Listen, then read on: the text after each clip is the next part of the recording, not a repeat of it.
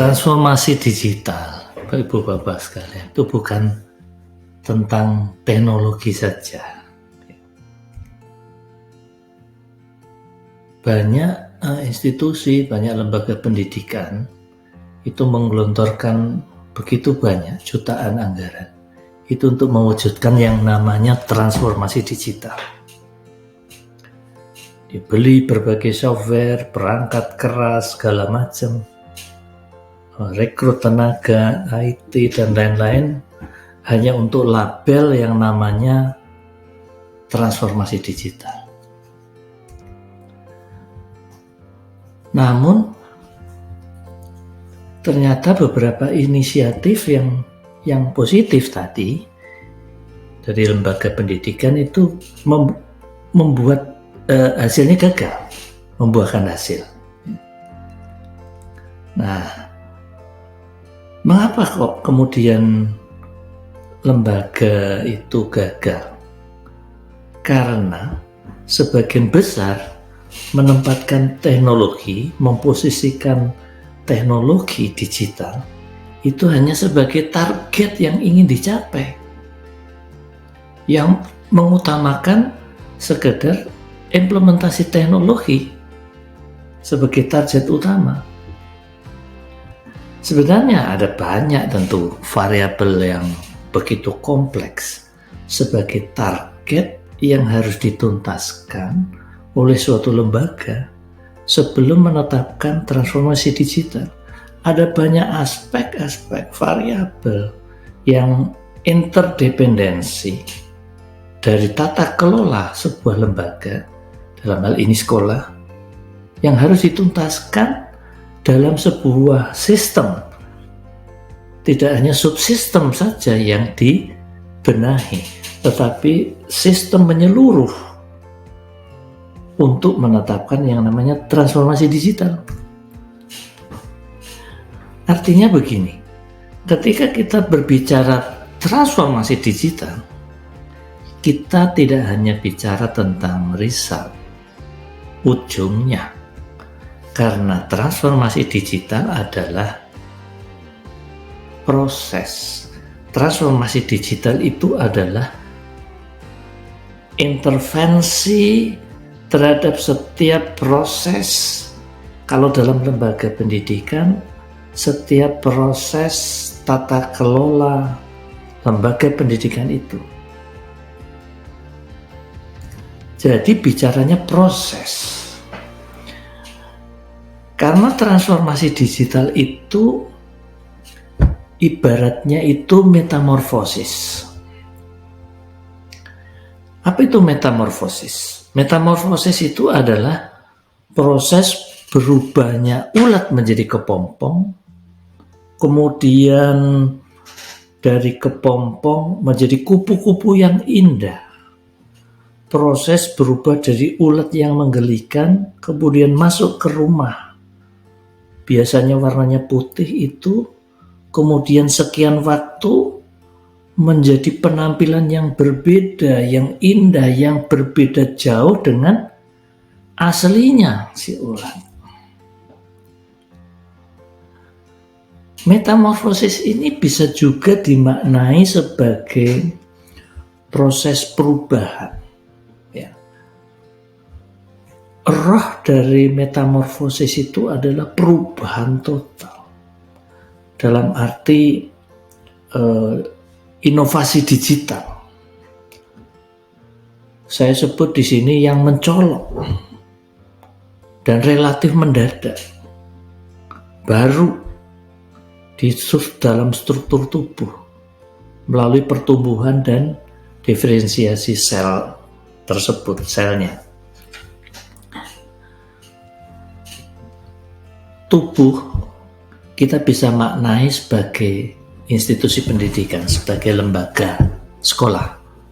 Dan sel yang saya maksud tadi itu bisa dimaknai sebagai sumber daya manusia dan sumber-sumber daya yang lain yang ada di dalam lembaga pendidikan itu. Yang tadi saya katakan transformasi itu adalah intervensi terhadap setiap proses dalam tata kelola pendidikan. Jadi transformasi memiliki makna perubahan inovatif kelembagaan, itu tubuhnya, sampai mengubah paradigma komunitas, itu selnya. Jadi kalau hanya menanamkan IT system, itu belum transformasi digital. Dikatakan transformasi digital kalau komunitas itu berubah paradigmanya. Kalau hanya mendigitalisasi data, itu masih sekedar menjadikan data yang berserakan menjadi sistematis dan jadi informasi bisa dimaknai, tapi belum menjadi knowledge. Transformasi digital sekolah itu merupakan perubahan sekolah secara inovatif, basisnya digital, dan kata kuncinya sampai berubahnya paradigma komunitas sekolah. Semua berbasis digital, tidak perlu dikomando, tetapi digital base di setiap semua aspek. Nah, transformasi digital sekolah itu tadi saya ingin tegaskan di sini, transformasi digital sekolah tidak sama dengan digitalisasi tata kelola sekolah. Sekedar mengimplementasi teknologi digital, kemudian untuk membantu mengelola sekolah tanpa memperhatikan apakah sumber daya itu sudah digital engagement, sudah maniak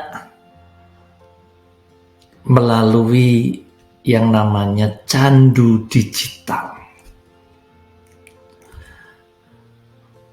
Nah, transformasi digital sekolah itu tidak sekedar berbagai inovasi sekolah. Sekolah melakukan inovasi segala macam.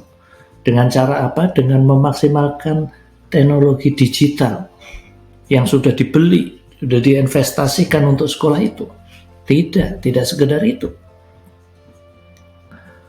Tolok ukur transformasi digital sekolah. Ini saya ulang-ulang karena ini penting. Karena tolok ukur transformasi digital sekolah itu adalah sampai kepada terjadinya perubahan paradigma di sekolah itu, di komunitasnya. Ya. Siapa itu? Ia mulai komite sekolah. Loh Pak, komite sekolah itu kan dari luar kelembagaan sekolah. Iya, dia juga harus berubah paradigmanya. Bagaimana dia menjadi komite kalau tidak seroh dengan sekolah yang sudah tertransformasi secara digital. Kepala sekolahnya, wakil kepala sekolah, wali kelas, guru, tenaga kependidikan, orang tua, siswanya itu sendiri, dan masih banyak unsur-unsur yang terkait. Belum bicara tentang sumber belajar, belum terkait dengan gaya mengajar, segala macam. Ini masih komponen manusia. Belum lagi komponen setiap job deskripsi dari masing-masing orang. Jadi transformasi digital sekolah itu adalah bisa dikatakan institutional digital engagement. Lembaga yang digital base itu sampai kawin sama setiap unsur sekolah itu. Jadi setiap aspek mau pun orang, kebijakan, program, anggaran, sampai kepada implementasinya, sampai kepada pengukuran luaran, mulai dari marketing, registrasi, sampai ke alumni, itu semua harus engage tata kelola lembaga yang berbasis digital. Itu baru transformasi digital. Jadi metamorfosis ini, Ibu Bapak, menganalogikan proses perubahan itu tidak sekedar orang, tidak sekedar fisik lembaga, strukturnya juga, substansinya juga, sampai dengan perubahan kelembagaan, perubahan paradigma di sekolah. Seperti yang dilakukan BINUS. Itu semua diubah sehingga menjadi beda dengan yang dulu. Bapak sekalian, transformasi digital sebagai metamorfosis itu adalah digital engagement. Ya, yang tadi saya ulang kembali, mengubah fisik, struktur, substansi, dan paradigma, kata kuncinya yang terus-menerus. Tidak hanya kemudian sekarang sudah mengalami transformasi terus mandek, merasa sudah sukses. Enggak, terus-menerus. Karena ukuran dari terus-menerus ini adalah ukuran dari performance dari transformasi digital. Kalau mandek itu kita sedang bicara achievement dari transformasi digital. Performance transformasi digital, kata performance itu adalah achievement. Tetapi achievement setiap tahap, setiap proses yang dilakukan. Tetapi kalau achievement adalah akumulasi dari achievement proses dikumpulin jadi satu yang disebut dengan achievement. Kira-kira begitu. Artinya, Ibu sekalian, transformasi digital di sekolah itu, kalau lihat penjelasan tadi, itu terukur, itu dapat diukur, ya, tidak dalam bentuk laten, tidak terukur, tetapi bisa diukur. Ukurannya apa? Outputnya. Outputnya itu apa? Outputnya itu adalah outcome terjadinya perubahan paradigma di komunitas sekolah tersebut. Jadi transformasi digital sekolah itu, kembali saya ulang lagi, berbeda dengan mendigitalisasi sekolah. Oh, dataku kita buat pakai G-Form, udah masuk ke Excel. Itu belum, itu sekedar digitalisasi sekolah.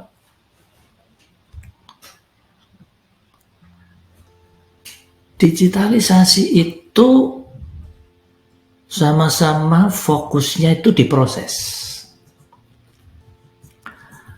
Dan digitalisasi itu termasuk di dalamnya apa? Mendigitalisasi prosesnya. Nah, pemahaman sederhana tadi yang akan membantu kita dalam memahami definisi transformasi digital dalam konteks yang lebih kompleks gitu. Nah, transformasi digital sekolah ini saya bisa katakan merupakan proses penggunaan teknologi digital untuk mengubah proses, untuk mengubah layanan yang tanda kutip tradisional, yang tanda kutipnya itu non digital yang ada gitu ya, sehingga akan membuat sesuatu yang baru. Untuk apa? Untuk memenuhi dinamika yang berkembang dan harapan atas pendidikan berkualitas. Oh, lembagaku pengen berkualitas, aku mau implementasikan teknologi digital. Itu belum tentu melakukan transformasi digital, gitu ya. Transformasi digital di sekolah jika benar terjadi, itu akan mengubah bagaimana proses pengembangan sekolah otomatis, bagaimana sekolah dikelola, bagaimana sekolah dioperasikan, bagaimana misalnya itu nilai disampaikan kepada siswa maupun stakeholders. Jadi yang kita garap itu adalah setiap tata kelola aspek, mulai dari marketing, dari registrasi, dari mengembangkan portfolio tiap siswa, bagaimana tiap siswa detik demi detik, hari demi hari terpantau, terus sampai bagaimana sekolah mengintervensi supaya secara holistik itu semua siswa itu bisa meningkat secara bersama. Tidak kita sekedar bangga punya satu kelas, satu sekolah ada yang juara nasional, ada yang mendapat juara internasional. Tidak sekedar itu, karena tanggung jawab sekolah itu adalah individu per individu siswa. Dan melalui transformasi digital, kita sebetulnya menjadi maksimal mengelola anak didik kita orang per orang. Jadi transformasi digital di sekolah itu pada akhirnya akan banyak bicara tentang apa? Tentang bagaimana membuat perubahan cara sekolah dalam mendidik siswa. Itu kata kuncinya. Karena apa? Karena core bisnis di sekolah itu adalah mendidik siswa. Jadi transformasi digital di sekolah itu ujungnya itu akan berbicara gimana sih sekolah itu melakukan peningkatan, mengubah, mengembangkan anak didik dengan yang lebih maksimal. Saya merasakan ya sejak merebaknya pandemi COVID-19, lebih dari 1,5 miliar siswa itu telah beralih ke pendidikan daring, mau nggak mau itu. Yang menjadi pertanyaan begini, apakah kondisi ini berarti semua sekolah itu sudah melakukan transformasi digital? Oh, saya daring dengan membeli berbagai fasilitas. Ini pertanyaannya, apakah kondisi seperti itu sudah melakukan transformasi digital? Memang benar, untuk membuat proses pembelajaran lancar bagi setiap siswa, lembaga pendidikan, pemerintah itu mengembangkan bagaimana rencana transformasi digital, bagaimana menerapkan perubahan yang diperlukan dengan berbagai cara, gitu ya. Tapi ini masih hanya bicara tentang upaya, program dan lain-lain, gitu ya. Nah, transformasi digital tidak hanya sekedar upaya, tidak hanya sekedar program. Karena apa? Karena transformasi digital harus embedded dengan segala aspek yang ada di sekolah. Saya sedang pakai kata embedded karena transformasi digital itu harus di digital engagement itu harus melekat on board dalam segala aspek yang ada di sekolah itu. Jadi pemanfaatan sarana pembelajaran online yang ada di sekolah-sekolah tidak serta-merta membuat sekolah itu sudah mengalami transformasi digital. Jika pemikiran, jika perilaku yang sebenarnya belum mengarah ke sana, pemikiran, perilaku, sikap, segala macam hal itu belum diubah seperti kita di-recycle menjadi sebuah hal yang baru, gitu ya. Sampah yang campur aduk, di recycle, jadi baru, sampahnya udah nggak kelihatan. Yang nampak apa? Yang nampak barang yang baru dan menarik. Harganya mahal. Itu ya. Jadi transformasi digital itu membuat added value yang tinggi. Ada yang menganggap bahwa dunia pendidikan sebetulnya nggak butuh-butuh amat teknologi.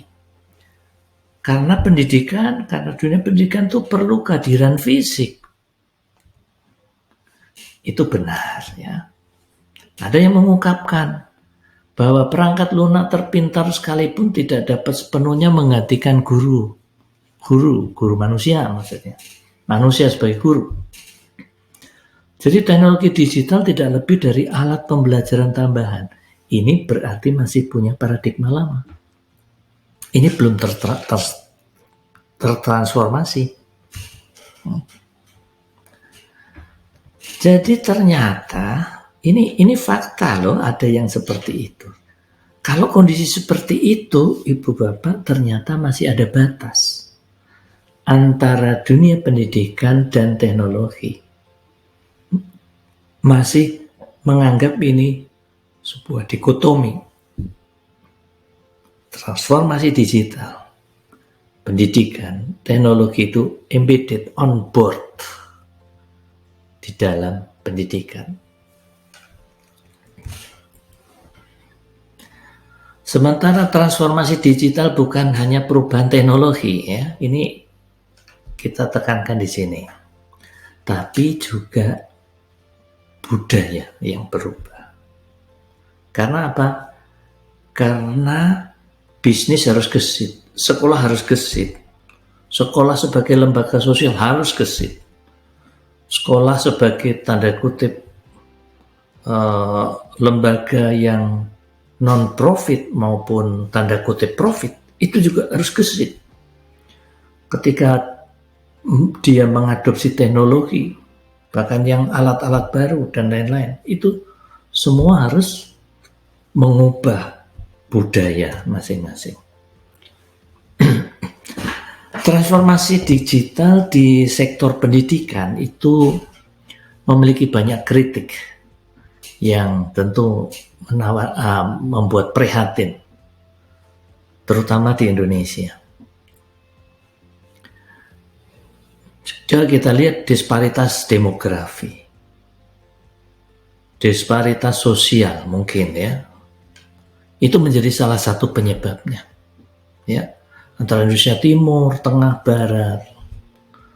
Tapi prospek ke depan dengan Palapa Ring Palapa, Nusantara, jaringan Nusantara, saya yakin nggak sampai 5 tahun ini sudah merata di Indonesia.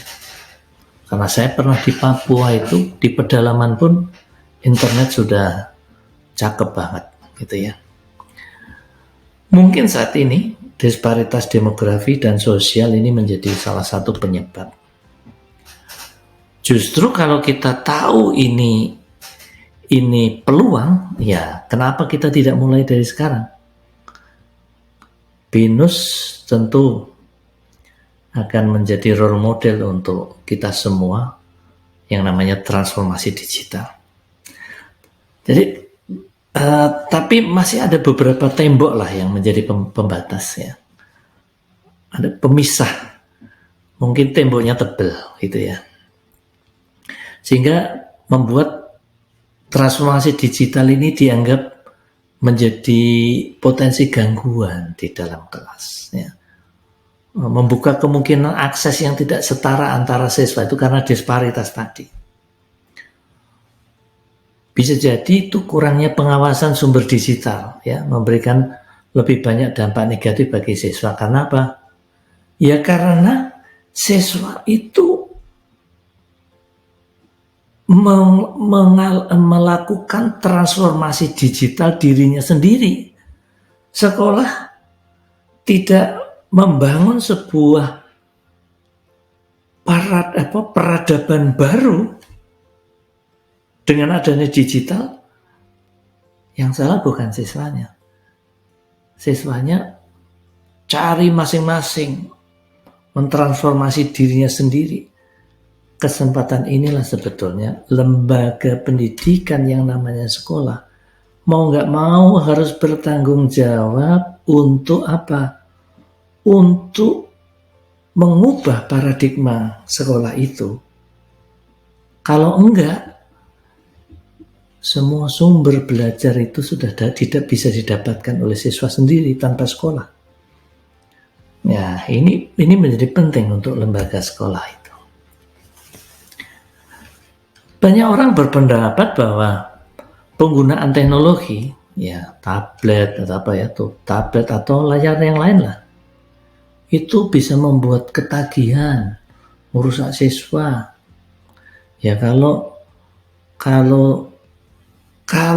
terpimpin, nah gitu ya, kalau terprogram, kalau sekolah itu kemudian merancang desain sekolah, desain pembelajaran, dan lain-lain, desainnya itu ada, dirijennya ada di lembaga pendidikan, maka nggak akan sampai ke sana. Gitu ya. Berarti kalau dampak negatif dari digitalisasi yang tidak terencana dan siswa jalan sendiri-sendiri, itu sebetulnya yang bertanggung jawab harus lembaga sekolah. Oleh karena itu, transformasi digital di sekolah itu orang Betawi bilang itu hukumnya kudu, itu ya, wajib. Ketimpangan dalam segala variasi itu marak terjadi di masyarakat. Selain itu juga biaya yang terkait dengan teknologi modern. Tidak semua mungkin mampu membelinya. Jika benar mencantangkan namanya strategi transformasi digital dan membuatnya akan berhasil, mampukah sekolah menyediakan semua alat dan bahan yang diperlukan kepada siswa secara universal? Kebebasan informasi di dunia digital yang tadi saya katakan memberi peluang siswa memperoleh beragam pengetahuan yang belum tentu sudah terkonfirmasi validitasnya. Kenapa? Ya karena mereka berjuang sendiri tanpa ada desain baru, tata kelola, kelembagaan dari sekolah itu. Kita nggak ngerti apa yang dibuka. Ya. Kita nggak ngerti informasi apa yang dibuka. Bapak sekalian, situasi dan batasan ini, kemudian saya bertanya nih, apakah kita ini sebenarnya sudah memulai atau belum? Apakah kita ini benar-benar akan sanggup menjalani prosesnya? Karena apa? Karena transformasi digital tidak sama dengan digitalis sekolah. Ini saya ulang kembali. Jangan sampai bukannya ulat itu menjadi kupu-kupu, tapi ulat yang dikasih bedak, di package kupu-kupu, topeng doang, dan aslinya tetap yang menggelikan, yaitu tetap ulat. Wah, ini bahaya kita. Ini kita tidak sedang bertanggung jawab kepada generasi berikut. Terima kasih.